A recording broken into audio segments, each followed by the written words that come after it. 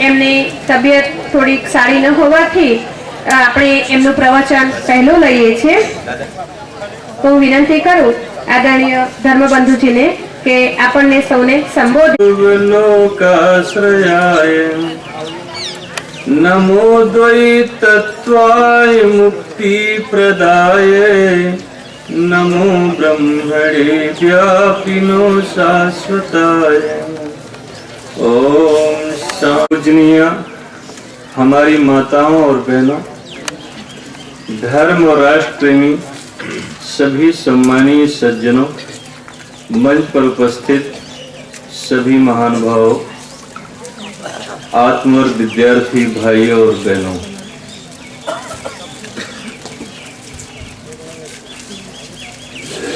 (1989) में जब मेरा एडमिशन दून स्कूल में हुआ तो जब सत्र का प्रारंभ हुआ तो भारत के प्रधानमंत्री जी वहां पर आए थे और उन्होंने एक शब्द वहां कहा था जो मुझे आज भी मेरे दिल और दिमाग में याद है। वो शब्द हम आपको बताना चाहते थे। मेरे विद्यार्थी मित्रों, भारत के प्रधानमंत्री राजीव गांधी जी ने अपने जब उद्बोधन प्रारंभ किया था तो उन्होंने कहा था हमें ऐसे विद्यार्थी नहीं चाहिए जो परीक्षा में फर्स्ट आते हों। परीक्षा में फर्स्ट आने वाले विद्यार्थी की जरूरत न हमको है, न हमारे देश को है, न हमारे समाज को है। उन्होंने कहा था हमें ऐसे विद्यार्थी की आवश्यकता है, जो वाक्य उनका था इंग्लिश में, what your field you select try to excel in it. आप अपनी जिंदगी का जो क्षेत्र चुनो उस क्षेत्र में आपको फर्स्ट प्रथम आना चाहिए। स्कूल की परीक्षा में फर्स्ट आना महत्व नहीं है, जिंदगी का जो आपने क्षेत्र चुना है, जिंदगी की परीक्षा में फर्स्ट आना आपकी जिंदगी का महत्व है। उन्होंने वाक्य कहा था हमें ऐसे विद्यार्थी चाहिए जो टेक्नोलॉजी में देश को फर्स्ट बना सकें। हमें ऐसे विद्यार्थी चाहिए जो इकोनॉमी में देश को फर्स्ट बना सके। हमें ऐसे विद्यार्थी चाहिए जो ट्रेड में देश को फर्स्ट बना सके।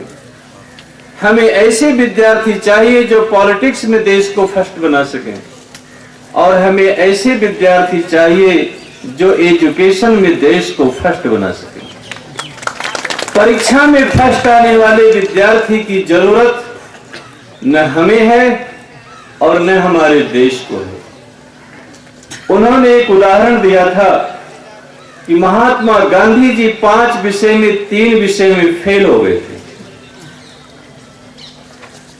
बिल गेट्स भी पढ़ाई में इतना कामयाब नहीं थे, लेकिन वो स्कूल की पढ़ाई में तो फेल हुए, लेकिन जिंदगी की पढ़ाई में पास हुए। और जो जिंदगी की पढ़ाई में पास होता है वही इंसान दुनिया में कामयाब होता है। तो आज राजीव गांधी जी यहां पर तो नहीं है, लेकिन उनकी आत्मा कहीं से देख रही होगी जो हरि सिंह जी का यहां सम्मान किया गया। स्कूल की पढ़ाई में तो शायद ये कामयाब नहीं हुए, लेकिन जिंदगी की पढ़ाई में कामयाब हुए, तभी आप सब लोग यहां उपस्थित हैं। तो what your field you select try to excel in it. आज भी हम देखते हैं अगर आपने स्पोर्ट्स का क्षेत्र चुना, ट्रेड का क्षेत्र चुना, कोई भी क्षेत्र चुना तो आपको फर्स्ट आना चाहिए। प्यारे विद्यार्थी भाइयों और बहनों, देश काल परिस्थिति के अनुसार लोगों के उद्देश्य बदल जाते हैं और कभी कभी उद्देश्य की परिभाषाएं भी बदल जाती हैं। आज से 200 वर्ष पहले ये जमाना मसल पावर का था। जिसके पास ताकत होती थी वो दुनिया में रूल करता था। लेकिन इस पूरे विश्व में 3 आंदोलन चले, reformation, Renaissance and industrial revolution, औद्योगिक क्रांति, पुनर्जागरण, सुधारवाद, इस आंदोलन ने दुनिया को बदल करके मसल पावर से मनी पावर में बना दिया। लेकिन 7 अगस्त 1945 को जापान पर परमाणु बम गिराने के बाद लंदन के ब्राउनिंग हॉल में अपने विजय दिवस के उपलक्ष्य में विंस्टन चर्चिल ने स्पीच में एक बड़ी महत्वपूर्ण बात कही थी, और उसने कहा कि future empire shall be empire of knowledge, mind and wisdom. आने वाले दुनिया में वही इंसान कामयाब होगा जो अपने बुद्धि तत्व का ज्यादा से ज्यादा उपयोग करेगा। अब जमाना मसल पावर का नहीं है, अब जमाना मनी पावर का नहीं है, अब ये दुनिया माइंड पावर की बन गई है, और इस दुनिया में वही इंसान कामयाब होगा जो अपने दिमाग का ज्यादा से ज्यादा उपयोग करेगा। आज के जमाने में कोई कहता है मेरे माता पिता ने हमको शिक्षा नहीं दिया, हमारे माता पिता गरीब थे, हमको धन नहीं दिया, पैसा नहीं दिया, हमारे रिलेटिव रिश्तेदारों ने हमारा सहयोग नहीं दिया, तो वह आदमी अपनी मूर्खता की गीत दुनिया को सुनाएगा। 2004 में अमेरिका के सॉफ्टवेयर के इंजीनियर थॉमस एल फ्रीडमैन ने एक बुक लिखी है, द वर्ल्ड इज फ्लैट, ये संसार समतल है। अर्थात इस दुनिया में सबको अपॉर्चुनिटीज मिली है, वह इंसान तरक्की कर सकता है अगर आपके पास दिमाग है। प्यारे विद्यार्थी मित्रों, किसको ये पता था कि 4000 रुपए से बिजनेस शुरू करने वाला धीरू भाई अंबानी इस देश में 90,000 करोड़ का ट्रेड करके रिलायंस ग्रुप बनाएगा? किसको ये मालूम था कि 2000 रुपए से बीमा पॉलिसी का काम शुरू करने वाला सुब्रतो राय सहारा 65,000 करोड़ का ट्रेड करके सहारा ग्रुप बनाएगा? किसको ये मालूम था कि 10,000 रुपए से सॉफ्टवेयर का काम शुरू करने वाला नारायण मूर्ति इन्फोसिस कंपनी का मालिक बनेगा? किसको ये पता था कि न्यूज़पेपर बेचकर पढ़ाई करने वाला एपीजे अब्दुल कलाम इस देश का राष्ट्रपति बनेगा? और किसको ये मालूम था कि पेट हिलाकर 10 वर्षों में बाबा रामदेव इस देश को मामा बनाएगा? अर्थात ये किसी को नहीं मालूम था।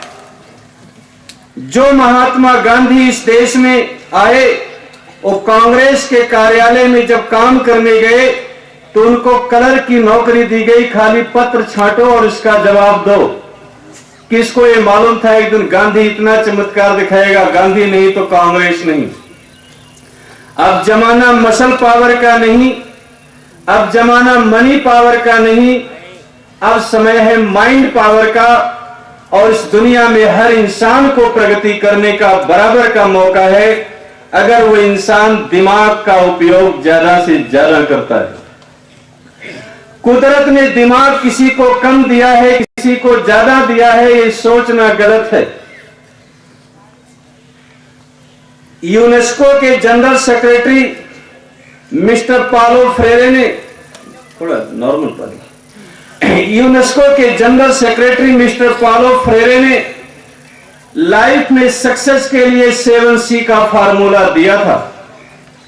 प्यारे विद्यार्थी मित्रों, मैं आपको कहना चाहता हूं, भगवान ने देखने की क्षमता सबको बराबर दिया है, भगवान ने सुनने की क्षमता सबको बराबर दिया है, भगवान ने बोलने की क्षमता सबको बराबर दिया है, उसी तरह से भगवान ने दिमाग भी सबको बराबर दिया है। इंसान की खोपड़ी 750 ग्राम की होती है। उस 750 ग्राम की खोपड़ी में 1 ट्रिलियन सेल्स अर्थात 1000 अरब बराबर 1 ट्रिलियन होते हैं।